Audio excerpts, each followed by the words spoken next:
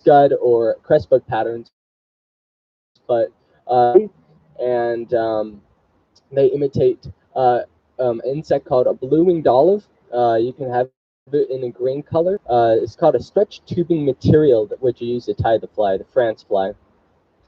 And the last fly, not a nymph, but it's also a streamer. I had to use a white zonker streamer. And as Joe said before too, they really work well after a good rain.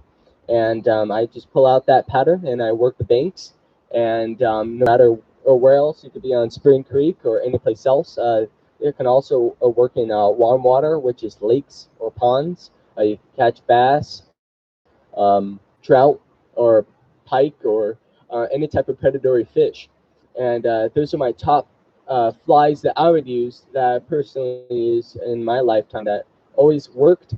And now we're getting ready for Joe. He put out some flies for us. I'll show to the screen. And he's pulling out some nymphs, wet flies, and some streamers. These look like really good flies.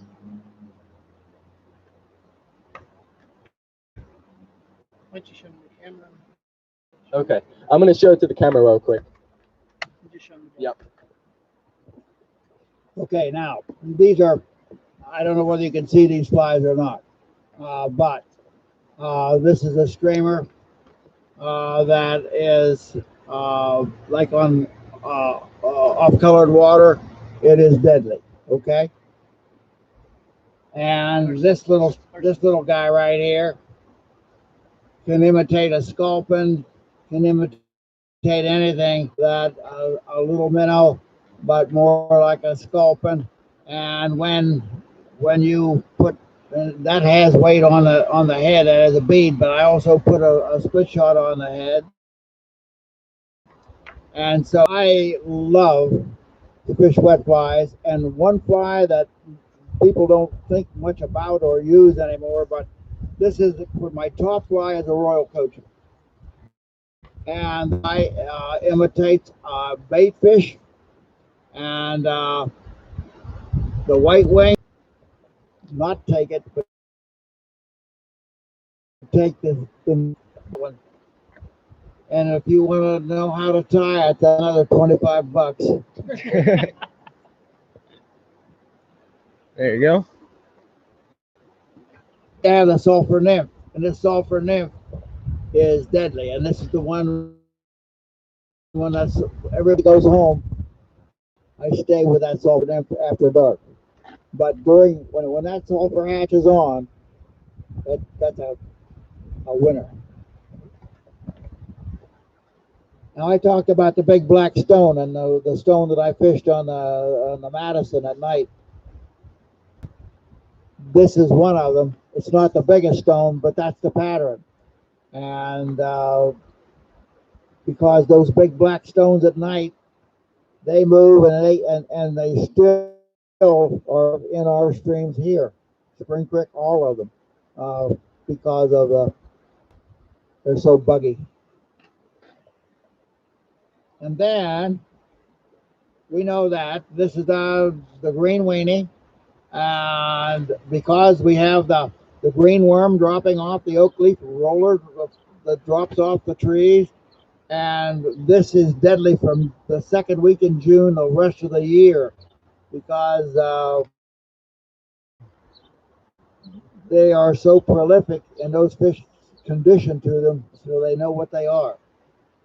And then this is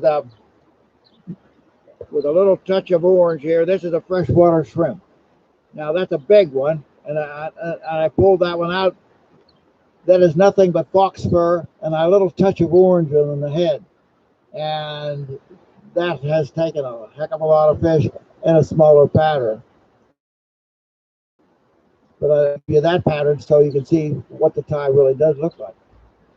And so then, did you show them the Frenchie? Oh no, not yet. All right. And this right now, when they're stalking right now, the Frenchie is a deadly pattern.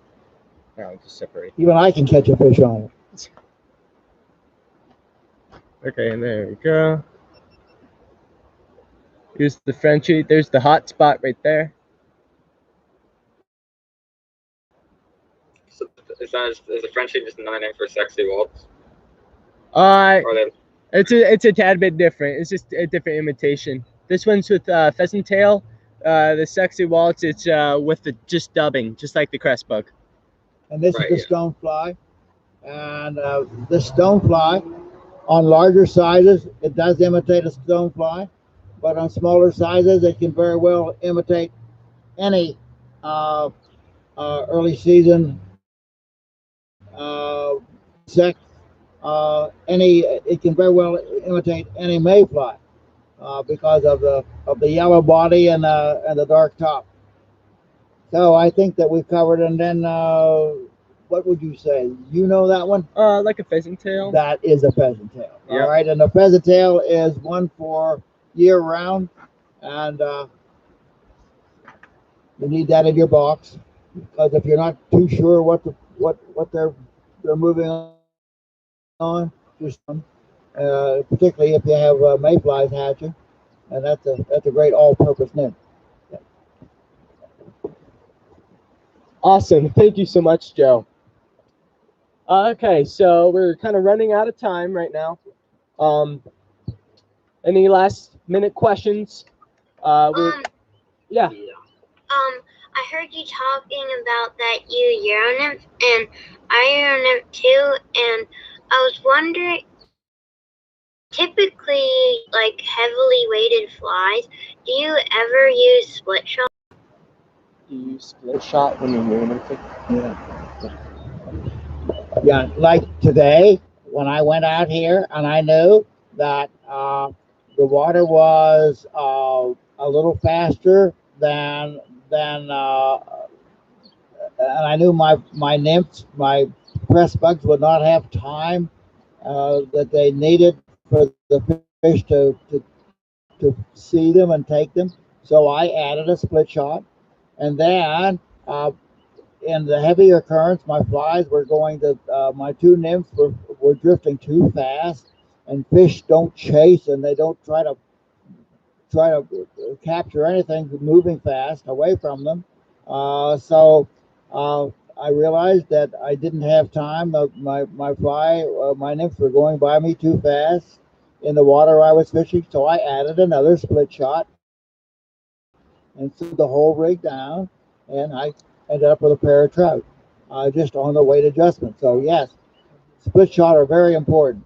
You need to hold those flies in those productive areas as long as you can, and that's where your split shot come in. Thank you, Joe. I have a question. Do you guys use indicators like for nymph fishing? Like a bobber or something like that. Yeah. Do you use a bobber? Okay. So Joe does not. He sends the line when he's fly fishing. When he's making a drift, he's kind of more of like a 90-degree angle or like kind of right triangle shape. And what he'll do is that when it's drifting, the line will either stop, hesitate, or anything else like that, or even if you feel it, and he'll set the hook downstream, down the stream, and that's basically how he's going to indicate if he has a fish or not. So then, how long of a rod would you use for that? I was 9 foot today. Okay, he was using a 9-foot today. Anybody else? Any questions? Are there any fly patterns that you like to tie that you prefer to use synthetic dubbing than organic? Probably the only material or synthetic material I use for flies or a fly pattern that I usually use is probably the Frenchie. It's more of a material.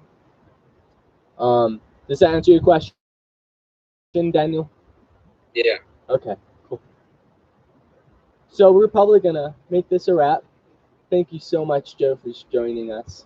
Well, thank you for inviting me, and I enjoyed being with you, and it's been a pleasure. And I hope that what we've talked about today was informative, and I hope we've helped somebody. So, what you want to do now, with all this wonderful information, you want to get my rod and head for the stream. Perfect. Thank you, Joe. thank you both. This was great. Thank you so much, Carson. Thank you so much, Joe. Great to see you.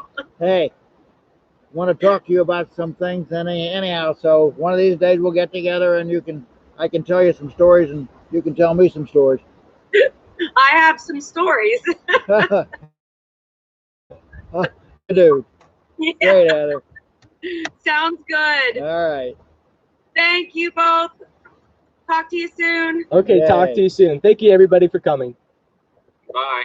Enjoy Bye. your time on the Thank you, Joe. Yes. Thank you. Thank you. Hey. You know one of the best parts of this?